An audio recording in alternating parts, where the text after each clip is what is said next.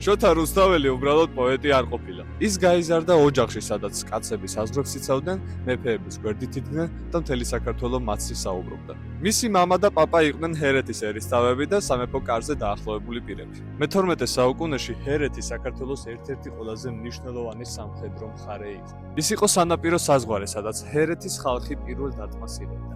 როცა განძიდან და ბარდავიდან საფრთხე ჩნდებოდა, პირველ დარტყმას იღებდნენ ჰერეთის ბაგრატიონები. შოთას ბაბუა, ასათი გრიგოლის ძე, იყო დაუმარცხებელი მოქმედ და ძლიერი მეომარი. იგი მოღვაწეობდა თამარის კარზე, მეჭუჭლე თუხუცესის პოზიციას.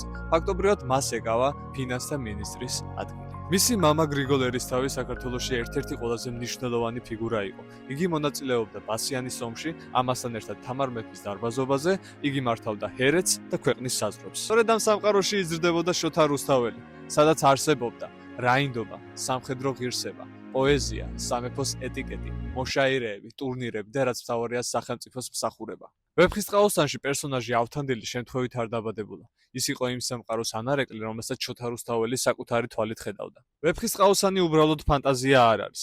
ეს არის იმ ეპოქის და იმ ხალხის სული, რომელმაც საქართველოს იმპერიად აქცია. თუ გინდათ გაიგოთ მეტი შოთა რუსთაველის საიდუმლო ვინაობის შესახებ, მაშინ არ დაგავიწყდეთ ჩვენი გვერდის გამოწერა და ამ ვიდეოს დალაიქება.